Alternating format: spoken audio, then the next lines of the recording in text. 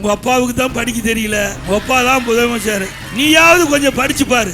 2021ஆம் ஆண்டு அதிமுக தேர்தல் அறிக்கை, உங்க தேர்தல் அறிக்கை வெளியிடத்திற்கு முன்பு 1 மணி நேரத்துக்கு முந்தைய அதிமுக தேர்தல் அறிக்கை 2021 நாங்க வெளியிட்டோம். அதுல தெளிவா குறிப்பிட்டிருக்கிறோம். குலவிளக்கு திட்டம் என்ற ஒரு பெயரை சூட்டி அதுல குடும்ப அட்டையில குடும்ப தலைவிக்கு மாதந்தோறும் 1000 ரூபாய் 1500 உதவித்தொகை வழங்கப்படும் என்று நம்முடைய தேர்தல் அறிக்கை 2021 அதிமுக தேர்தல் அறிக்கை.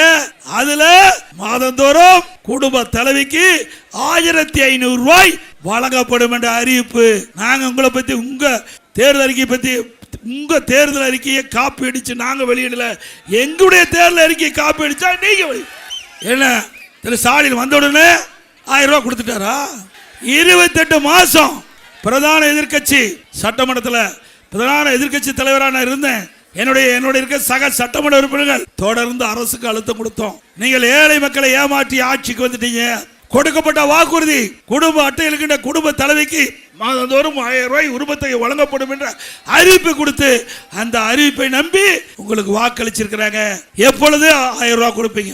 2 வருஷம் போராடணும். கடைசியா 28 மாசம் கழிச்சு அனைத்து இந்திய அண்ணா திராவிட முன்னேற்ற கழக பிரதான எதிர்கட்சி தொடர்ந்து அரசுக்கு அழுத்தம் கொடுத்த காரணத்தினால வேற வழி இல்லாம குடும்ப தலைவிக்கு 1000 ரூபாய் கொடுத்தார்.